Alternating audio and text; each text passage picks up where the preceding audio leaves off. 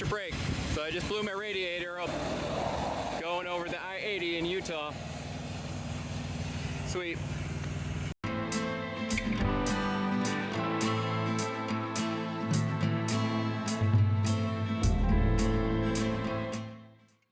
Welcome back to Trucking the 7 Seas. This is episode number 98, and in this episode, we're going to go over week 20 of running my own authority. For this episode, we have a pretty disappointing week due to a major mechanical issue that cost me thousands of dollars in maintenance. If you're new to this channel, welcome. I started this channel in order to show exactly what truck drivers make. Started as a company driver, working for night transportation, moved on to a lease operator, working for night transportation, then an owner-operator, working for Landstar, and now we are an owner-operator running our own authority. I show all the loads I take, what the revenue is, what the expenses are, and what my net cash flow is, and I compile all this information that I put into a spreadsheet that I share with you at the end of every video. So if this is a topic that interests you, follow the channel. But with all that said, now we are going to go ahead and move into the freight analysis portion of the video. So let's do it. Okay, so we're going to be using DAT-IQ to do a freight analysis.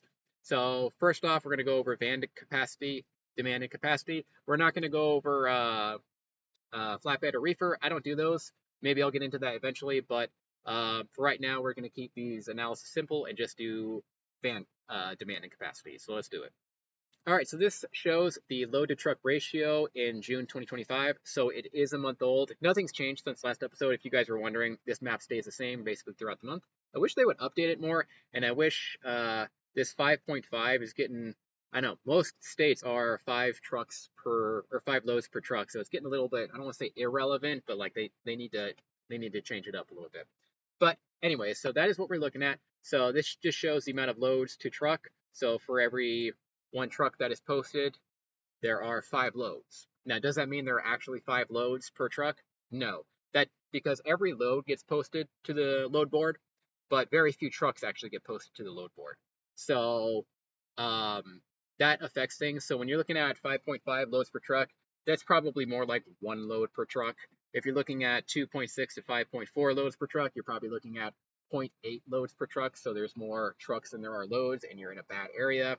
Then 1.1 to 2.5, I don't know, you're probably looking at about half a load per truck.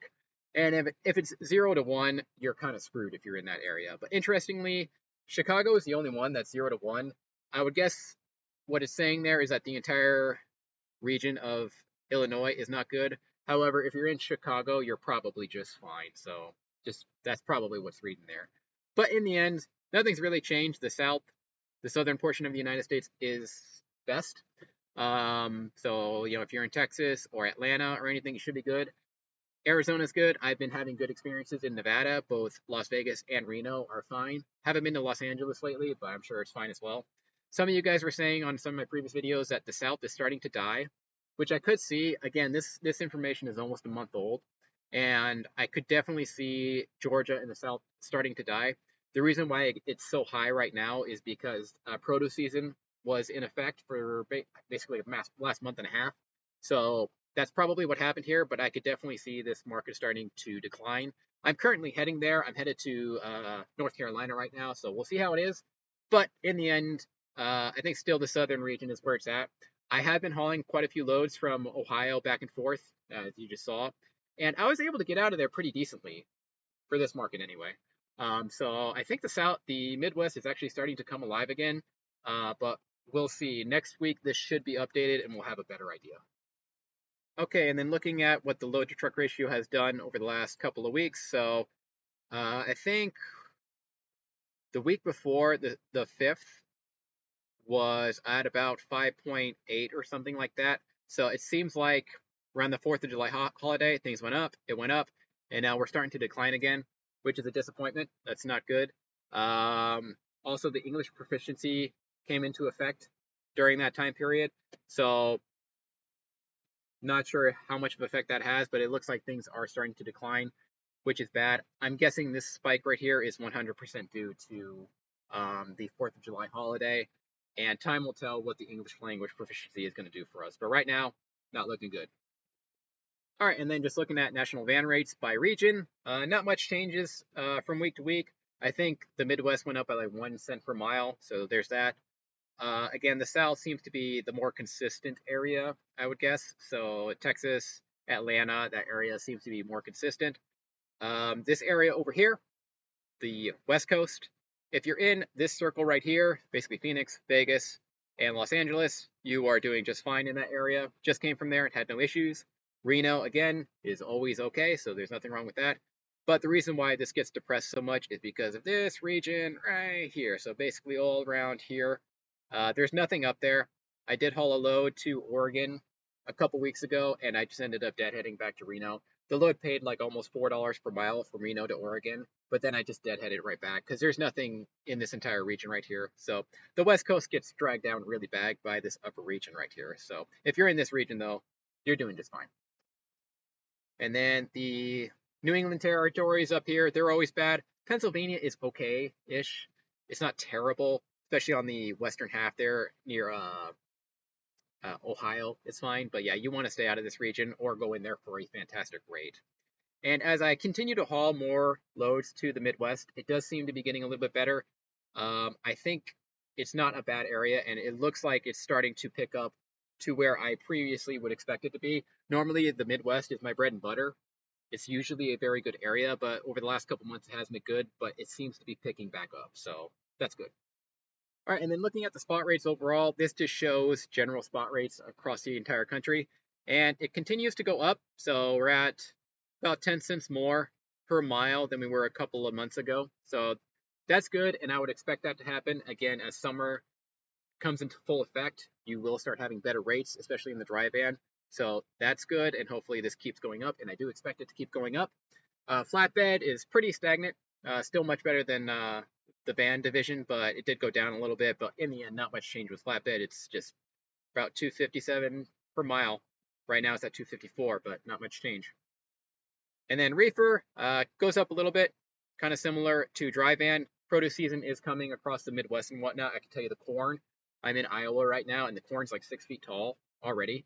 So it's going to be a good year for corn, I'm guessing, and soybeans. But yeah, reefer rates are going up, and they're probably going to keep going up for the next couple of weeks.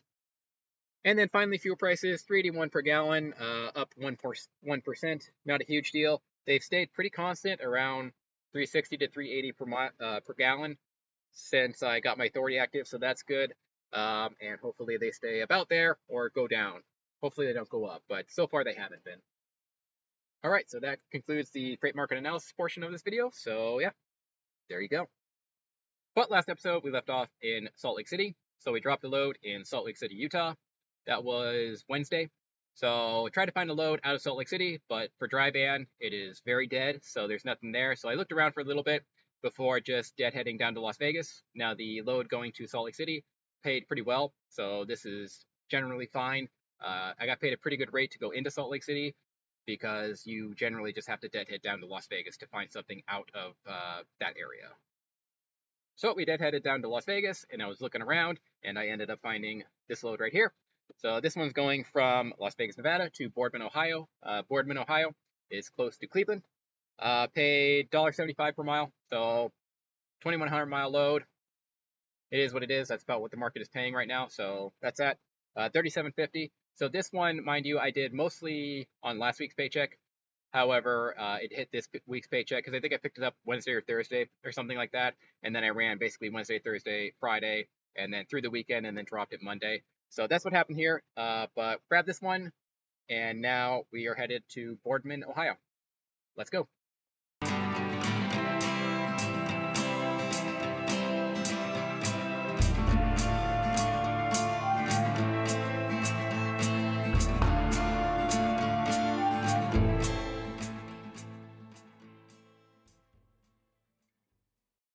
All right, so I dropped that load in Boardman, Ohio. Then I was looking for another one. Was willing to take just about anything. Longer loads are what I tend to go for. So looking for an OTR run, but I could have done something a little more regional. I think it was Wednesday or something, Tuesday or Wednesday when I dropped that. I don't 100% remember. So I could have done something a little local. I did look around, but I didn't end up finding much. And then looked around, and basically there was a hot ticket load that a dispatcher kind of needed to haul. So it was a high value load. It was going to the Starbucks in Minden, Nevada, which I've been there a couple of times, and those loads have to be on time. and they're a high value load, and you got to like go 250 miles before you can stop for the night, and there's all these stipulations and all this kind of stuff. So looked around, and yeah, I ended up finding this load right here, which is one I just described. So this one's going from Akron, Ohio to Minden, Nevada. Akron, Ohio is just down the road from Boardman, so deadhead was fine. But yeah, totally fine. Again, $1.75 is about what things are paying nowadays for these OTR runs. Shorter loads pay a little bit better, but that's where we're at right now.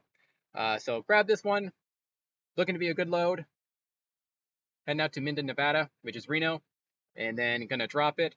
And I'm sure there will be absolutely no issues whatsoever running across the 80 straight to Reno. So yeah, there won't be any issues whatsoever with this one. So we went ahead, booked this one, and now we are headed to Salt Lake City. Let's go.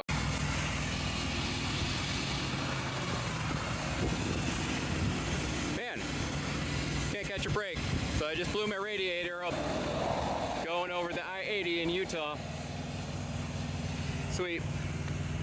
Okay, yeah, so blew my radiator. So if you guys watched that other video I made a couple of days ago just describing this, yeah, pretty much a nightmare. This was high value load, as already mentioned, had to be on time, could not be rescheduled without like massive fines or penalties. I don't know what would happen, but so basically, for those of you who didn't watch the other video, my radiator blew as I'm going down the 80 towards Salt Lake. I managed to get up the hill, but then as I was just starting to go down, the radiator blew, and you just saw the video of it. Pulled it off immediately, got to the side of the road, called a tow truck, had it towed to a mechanic shop. I towed it to Precision Truck and Trailer in Salt Lake. Pretty solid there. They're not paying me to say that. They just got it fixed real quick, and it seems to be good to go so as far as I can tell. So they got it fixed real quick. But there's a number of issues here. One, again, high value load, had to be on time. So the broker had the option to repower my trailer. Now, looking back, some of you guys mentioned in the other video, I should have gotten a Penske rental truck and just continued on with it. And you were absolutely correct. I should have done that. It didn't occur to me. Like I was trying to get everything worked out. And I absolutely should have grabbed a Penske rental truck and just continued on and then just deadheaded with the truck back to Salt Lake. Should have done that, but I didn't. So basically, got it to the shop, dropped the trailer. Driver showed up to repower the load. Spoke almost no English. I think he probably could have passed the English language proficiency test if he needed to, right? He did speak some English, maybe like 6 to 7 year old level English proficiency, right? Very broken, but I can understand him somewhat. So he showed up, grabbed the trailer. I looked at his MC, and this was kind of obviously a not very comfortable situation at all because trailers do get stolen a lot. So I looked up his MC, and the MC had been active for 2 or 3 months. So my MC was actually older than his. And this company had a pretty bad safety rating, and they were active for like 3 months or something like that and already had 300 drivers, which clearly told me that this was a throwaway MC. So for those of you who don't know what these companies do oftentimes, a lot of times they are foreign companies with just foreign drivers, foreign dispatchers, foreign everything. They will form MCs like every 6 months, run completely illegally for 6 months, get put out of service by the DOT, like their entire company, not just the drivers, will get put out of service by the DOT after 6 months. They form another company, do the same thing over and over again. It's a problem that's kind of plaguing the industry right now, and this was clearly one of those companies. So that was very uncomfortable. He took the trailer, and I'm like, I'm going to fly to go get this guy after I get this thing fixed. So that's what happened. So the mechanic shop there fixed the truck relatively quickly in only about 4 or 5 hours. So I was out of there that same day and made a beeline, caught up with the guy, and I actually managed to get to the delivery on time. But I bobtailed. I met him there, give me my trailer back. He dropped the trailer, I grabbed it, and then I unloaded it for free because I wanted my trailer back. So he left, no issues. I mean, everything went okay as far as the delivery goes. But all in all, that was pretty much a disaster. Oh, and I didn't mention, I managed to pop a tire in the lot, in the mechanic shop's lot. Now, they fixed it for free because it was their nail that got me. So that was another thing that just caused a giant headache this whole event. Again, watch that other video. I'm not going to rehash it again. Long story short, this was a terrible experience for me, and yeah, really not fun at all. So delivered it. I delivered the Salt Lake load, and then after that, I grabbed another one, headed to North Carolina. So we're back on the road. Everything seems to be working just fine. But that was a major maintenance expense and a real downer because this was looking to be such a good week. And then that happened and just torpedoed all of my revenue. So, with that said, with that story going, we're going to go ahead and get into the spreadsheet and look at the numbers. So, let's get into the spreadsheet right now. Okay, so as discussed, we're going to go ahead and cover week 21. So, let's do it. For week 21, we did 2 loads. In those 2 loads, we got 4,923 miles, paid a total of $7,750 at $1.57 per mile. Fuel expense, we fueled up 3 times. In those 3 times, we paid $902 at 18 cents per mile. Maintenance expenses, we had 3 maintenance expenses. New radiator cost $3,100. The towing fee cost $829, and I also had to have a valve stem replaced on the tire for $80 basically, for a total of $4,092 at 83 cents per mile. Other expenses, scales 19.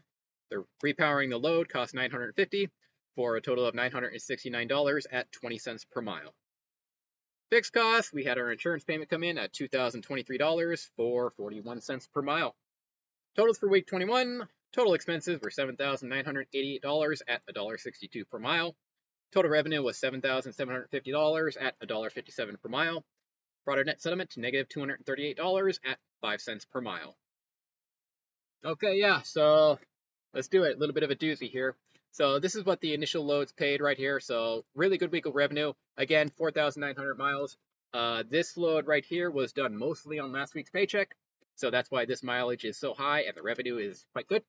Because this week right here, I would say about 1,500 miles of it were done last week, maybe a little more. So that's why the mileage and the revenue is so high.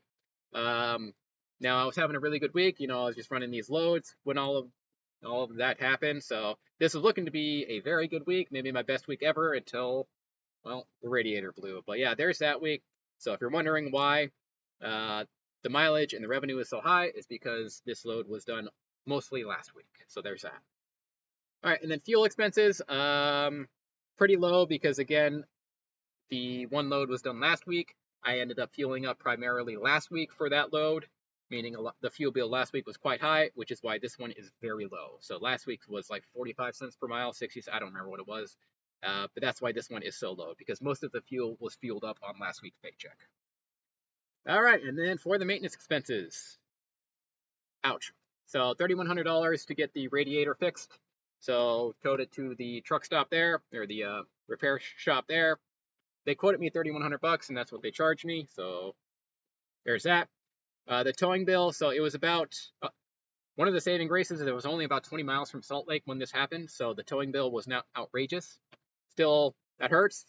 $800 for a 20-mile tow. That does hurt.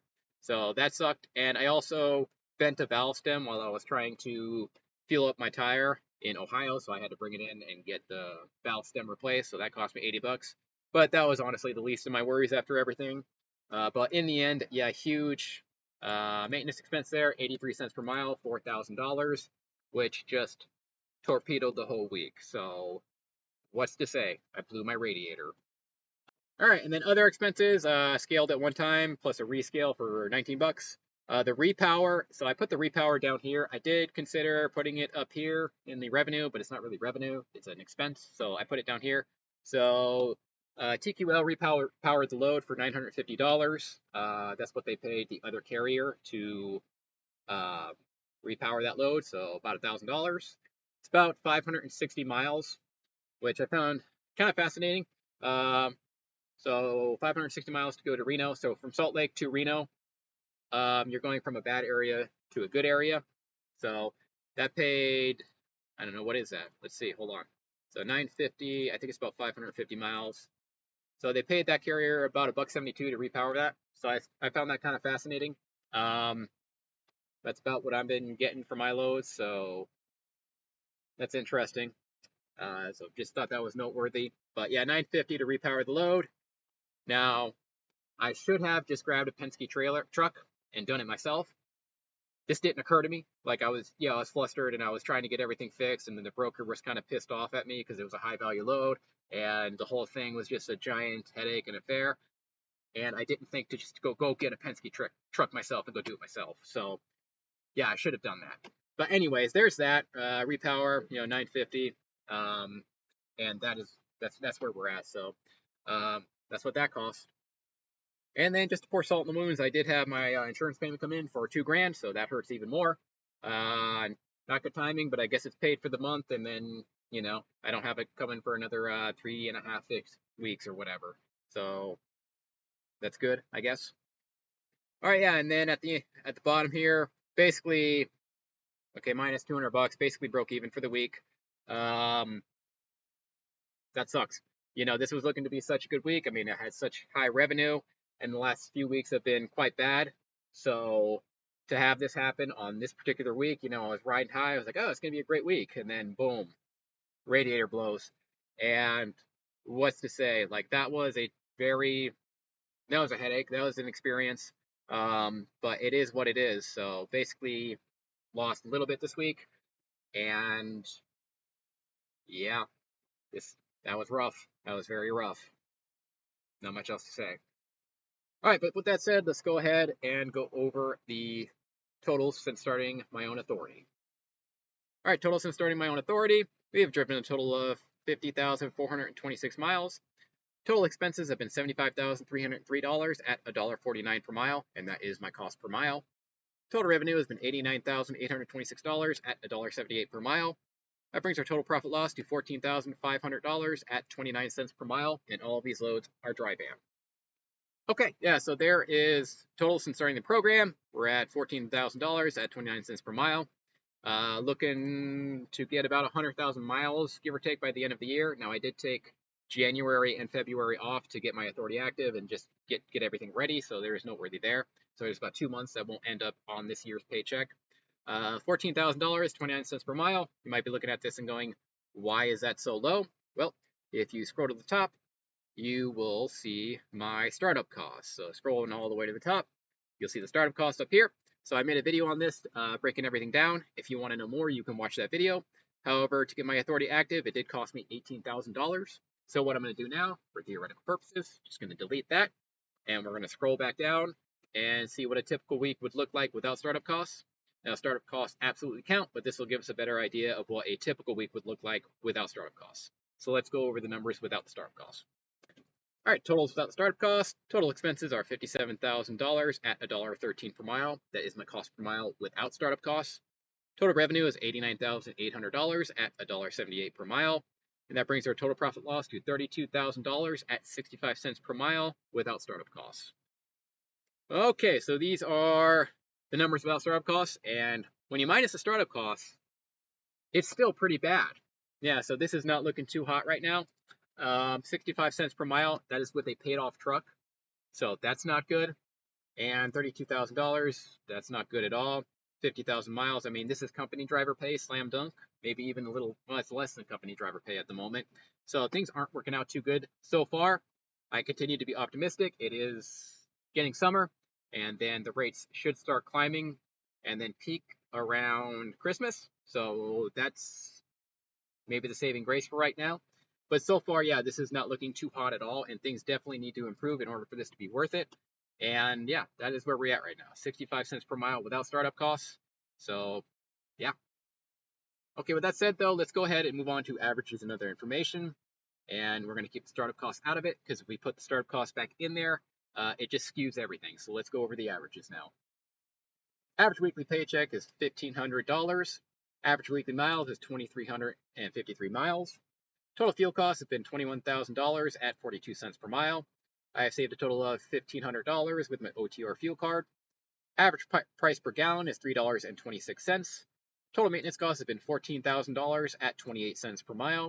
If I kept this up for a 52-week period, I'd make $79,000 and drive 122,000 miles. Total revenue has been $89,000 at $4,100 per week. Total deadhead has been 4,431 miles at 8.79% of total mileage. We have been employed 150 days, or 21 weeks. taking 17 days off, 133 days on duty, 76 total loads, average load length is 664 miles, and if we had a $500 per week truck payment, we would have made $22,000 at 44 cents per mile. Okay, yeah, guys, so let's go over some of the averages here. And the averages, well, let's be honest here, they are not looking good at all. This is very rough. So the biggest one that I'm experiencing right now is 28 cents per mile for maintenance. That's quite high. I would expect that to go down, but anymore, I'm just sort of telling myself my maintenance cost per mile is going to be 30 cents per mile, which who knows, maybe that's not inaccurate. One of the things that did occur to me when I switched from Landstar, obviously, to getting my own authority, I then had to start maintaining the trailer, which should have been an obvious like thing to me. Like, oh yeah, I'm gonna have to put some maintenance into the trailer because previously Landstar paid for that. So when I was at Landstar, I think my cost per mile was 13 cents per mile. So here it has jumped to 28 cents per mile, and that's largely due to the trailer. So when I first picked up the trailer, two of the tires blew. They were retreads. I think the trailer had sat for a while, so I had to put new retreads on there. And then the studs broke on one of my axles, so that cost a lot. Well, actually, I think it was like $2,000 or something like that to fix that. Plus, just my studs broke. That was scary. So there was stuff like that going on. So that has been happening. The tires weren't that great on it. Obviously, I had the studs break. Oh, I had the brake. Some of the brakes were replaced. I replaced the airbags, and I did a number of other small stuff with that. So I'm looking at this and going, okay, I think about 4,000 of this is the trailer. So that's interesting. But now the trailer, I think, is mostly up to speed. Hopefully I don't break any more studs. That would be scary, but we'll see how that goes. Hopefully I don't break any more. Maybe I should have them replaced, all of them. I don't know. Anyways, so that has been contributing to the maintenance. I've bought a used trailer, and then in the first couple of months, I think I dumped like $4,000 or $5,000 into the trailer, getting it up to speed. So that has hurt. And then obviously when I blew my radiator, it had another number of other smaller issues. That hurts as well. So this right here is probably the biggest one. But at this point, I think psychologically I'm just going to tell myself 30 cents per mile. And it might end up being 30 cents per mile. I don't know. My truck, by the way, has 300,000 miles on it, so it's not that old. Now, things do start going wrong about the 300,000, 400,000, 500,000 mile mark, so I'm not surprised that this happened. It happened a little earlier than I expected, but it's only got 300,000 miles on it. So, yeah, that's that. But anyways, maintenance, killing us right now. 28 cents per mile, and just a lot of time loss on this as well. So that's what you don't see is these maintenance issues. Like every time a maintenance pops up, it usually costs me like 2 or 3 days. So that keeps happening. Now, actually, the radiator blowing didn't really cost me any time at all because I just rushed over to Salt Lake to get my trailer back. So that is noteworthy. That oops, sorry about that. That is noteworthy that the maintenance issues are costing me money, but also time. So that's where we're at. All right, yeah, and then some of the other stuff. I mean, if you had a $500 per week truck payment, you'd be making 44 cents per mile without startup costs. So that is terrible. That's absolutely awful. You would be paying down a truck, but still not worth it at all. Definitely better as a company driver. But yeah, I'm currently pulling 65 cents per mile without startup costs. I would expect things to start getting better at this point. Things start improving in July, and then they peak Christmas, and then they drop off in January. So market should be getting better just due to seasonality. So we'll see where we're at. Things definitely need to get better. These numbers are real bad. This is basically less than company driver pay. So yeah, definitely things need to improve. Now, will they improve? Well, seasonality wise, yeah, they will start getting a little bit better. Things will start improving due to the seasonality. However, the industry itself, I don't know if it's going to improve. Time will tell. If it doesn't improve by the end of the year, well, this straight up isn't worth it, right? I mean, as a dry van driver, if it doesn't get better by the end of the year, yeah, it's just not worth it, right? So I'm just showing you the numbers here. These are my numbers. Take from it what you will. Just going to keep chugging along, and hopefully things get better. But so far, those are my numbers as of basically the end of July. But that'll pretty much do it for this episode. If you are interested in this spreadsheet or any of the other spreadsheets I've done past, you can find them in the About section down below. After you find them, you just hit File, Download, then download them to a Microsoft Excel sheet. Then after you download them to an Excel sheet, you are free to use them however you please. But that'll do it for this episode. Thank you for watching, and I'll see you in the next one.